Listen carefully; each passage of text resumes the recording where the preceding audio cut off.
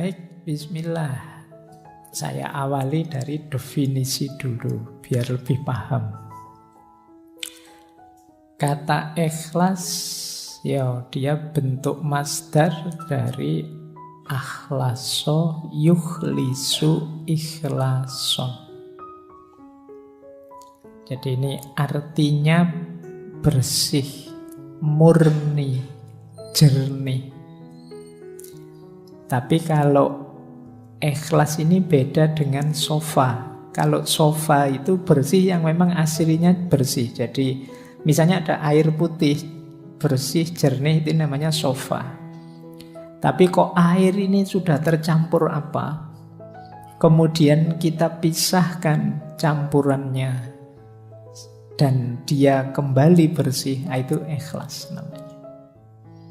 Jadi itu bedanya ikhlas dengan bersih biasa. Jadi semula dia terkotori, tapi terus kita bersihkan.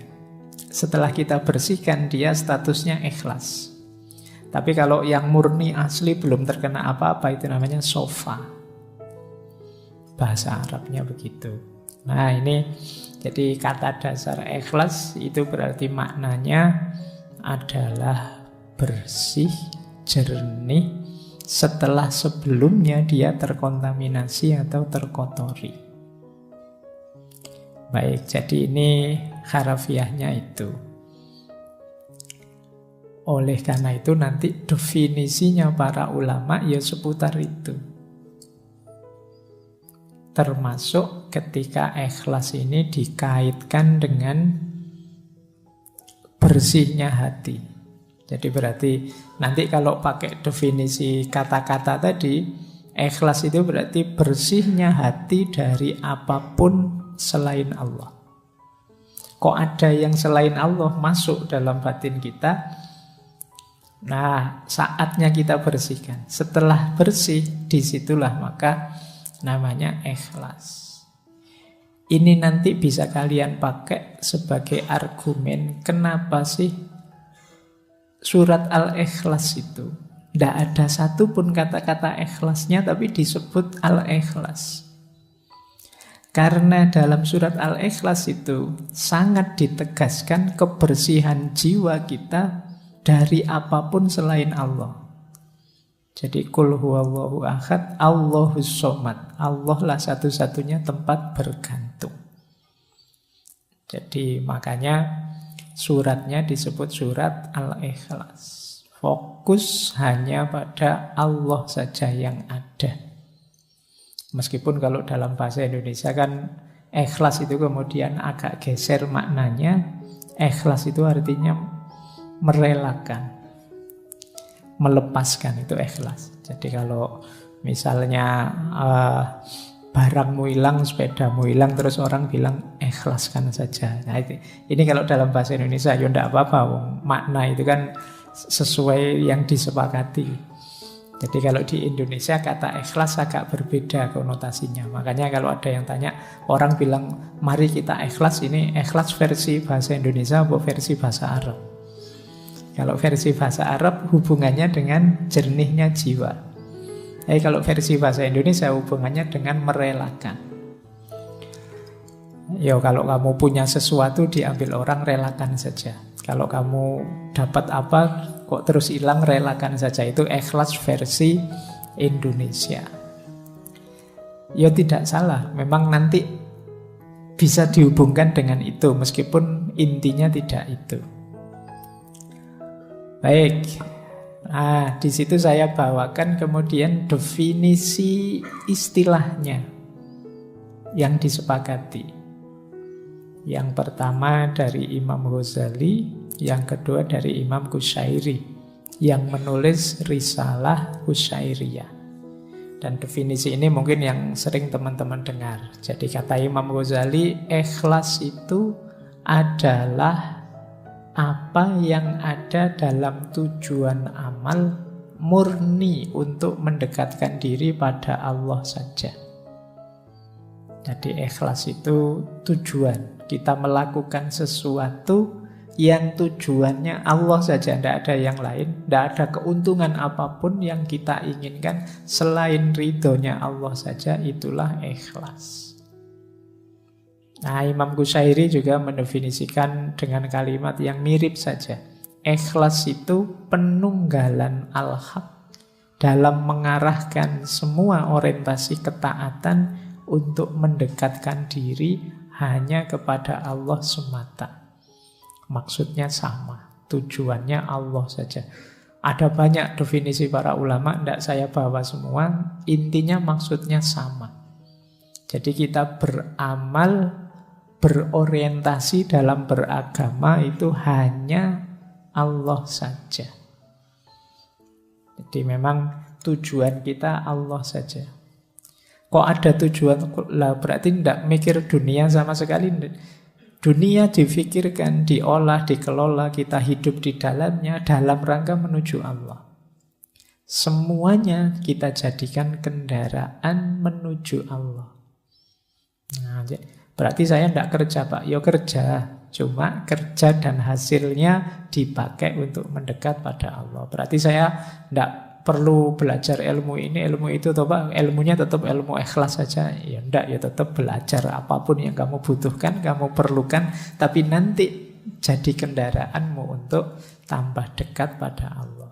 Jadi ini orang yang ikhlas. Dan banyak ayat-ayat Al-Quran yang menyebut itu. Malam hari ini sengaja tidak saya bawa, sudah sangat sering disebut di banyak ceramah, di banyak pengajian. Ya mungkin teman-teman hafal lah, misalnya surat Al-Bayyinat itu ya, ayat 5. Wa ma umiru illa liya'budullaha muhlisina lahuddin. Jadi intinya ikhlas ini jadi sesuatu yang kunci dalam beragama. Baik, sekarang kita lihat keutamaannya ikhlas. Ini saya ambil ada kalimat menarik dari Imam Syafi'i. Kata beliau, halakan nasu kulluhum illal ulama. Wa halakal ulama'u kulluhum illal amili. Wa halakal amiluna kulluhum illal mukhlisin wal mukhlisun ala khadrin azim. Jadi kata Imam Syafi'i, semua manusia itu akan hancur kecuali dia berilmu. Jadi kalau kita hidup tanpa ilmu, hidup kita akan hancur. Tapi orang-orang berilmu juga tetap akan hancur kecuali mereka amilun, menjalankan ilmunya. Kan banyak orang pinter yang ilmunya tidak jalan. Kalian mungkin kalau dibandingkan antara referensi kebaikan di kepalamu dengan kebaikan yang benar-benar kamu jalankan, itu mungkin bisa 80-20, bisa 90-10%, jangan-jangan 99-1%. Jadi sangat sedikit yang kita wujudkan dalam amal. Maka manusia itu hancur tanpa ilmu, tapi ilmu tidak ada gunanya tanpa amal. Wahalakal amiluna kulluhum illal mukhlisin. Dan orang yang beramal pun pada akhirnya juga akan hancur kecuali orang-orang yang ikhlas. Berarti orang yang orientasi amalnya itu Allah saja. Kalau kita mengamalkan ilmu dengan target macam-macam yang selain ilmu, Pak, saya ingin kaya, saya ingin sukses, saya ingin jadi pejabat, saya ingin apa saja, di luar Allah, pada akhirnya juga mungkin kita kecewa, mungkin kita gagal, mungkin kita kehabisan banyak daya, energi, mungkin umur kita habis sia-sia dan lain sebagainya. Itu halakal amilun. Beda kalau kita targetnya Allah saja. Maka halakal amilun kulluhum illal mukhlisin. Kecuali orang-orang yang ikhlas. Wal mukhlisun, berarti kalau sudah ikhlas aman toh Pak? Aman. Tapi wal mukhlisun ala khotrin azim. Orang-orang ikhlas itu ya ujiannya banyak, tantangannya banyak. Dia harus hati-hati. Nanti kita lihat ada banyak sekali tantangan-tantangan orang ikhlas. Ini kalimatnya Imam Syafi'i ini sering saya sampaikan dengan logik yang saya gambar itu, bahwa manusia itu berharga karena ada rohnya, nyawanya. Tapi nyawa manusia yang hidup ini berharga ketika ada ilmunya. Ilmu ini berharga ketika ada amalnya. Dan amal ini berharga ketika ada ikhlasnya. Jadi ini hakikat diri kita kalau semakin ke dalam. Jasad kita itu bernilai ketika ada ruhnya, ada nyawanya. Karena kalau tidak ada nyawanya, ini jasad ini kan cuma barang saja, benda saja. Nyawanya hilang, ya kita jadi jenazah. Sekian jam baunya sudah tidak enak. Tidak ada gunanya, tidak ada nilainya. Maka dia berharga ketika ada nyawanya. Nah, cuma manusia hidup bernyawa ini bernilai, berharga ketika ada ilmunya. Yang membedakan kita dengan semua makhluknya Allah yang lain itu ilmunya. Tapi ilmu ini juga berharga, bernilai ketika ada amalnya. Buat apa? Ilmu yang teoritis saja, dihafalkan saja, numpuk sebanyak itu di perpustakaan, gunanya apa? Tidak ada harganya kalau tidak ada amalnya. Bayangkan Indonesia ini memproduksi berapa banyak konsep, berapa banyak teori. Dari kalian saja yang mahasiswa, coba dihitung. Di kampus saya UIN itu setahun 4 kali wisuda. Setiap kali wisuda 500-an orang. Berarti 2000 satu tahun. 2000 itu semuanya bikin skripsi, tesis, disertasi. Bayangkan kalau setiap skripsi, setiap tesis tadi menyumbangkan sesuatu untuk hidup kita berbangsa, bernegara, beragama. Kontribusinya adalah kecil saja dari satu skripsi. Dari kampusku saja 2000 kontribusi setiap tahun. Ditambah kampusmu, ditambah kampus yang lain, berapa ribu kampus di Indonesia ini. Oh, itu kalau ada dimensi amalnya semua, Indonesia ini jaya sudah. Luar biasa. Cuma ya kan kalian tahu sendiri kan pada akhirnya skripsimu itu yang numpuk di perpustakaan.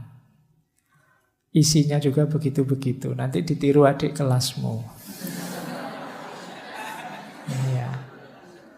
Ya sekarang ada Turnitin tidak bisa jiplak. Tapi kan ya kamu sudah pinter ganti kalimat. Apalagi saya kemarin ada yang cerita itu ada trik-triknya Pak biar tidak terdetek oleh Turnitin. Ya, ya wis pintermu memang di situ. Jadi ya makanya akhirnya ya apa kalau bahasa agama jadi tidak barokah ilmumu. Cuma numpuk di perpustakaan-perpustakaan. Kamu juga saya yakin waktu nggarap skripsi kan tidak terbersit nawa itu ilmu lillahi ta'ala. Bayanganmu kan sementing ndang lulus, yang penting cuma itu dok pikiranmu. Ndang dapat gelar, ndang tidak ditanya-tanya kapan lulus, pikiranmu itu saja. Ya sudah. Ya kita memanen apa yang kita tanam. Apalagi level paling tinggi ikhlas. Jadi sudah diamalkan pun kita masih perlu ikhlasnya. Baik, ini keutamaannya. Nah, kalau digambar keutamaan ikhlas itu loh. Ikhlas itu bagian dari rute kita ilaihi roji'un. Kembali kepada Allah. Jadi perjalanannya manusia di bumi ini kan sebenarnya bukan perjalanan kemana, tapi perjalanan kembali. Yang perjalanan itu awalnya adalah ikhlas.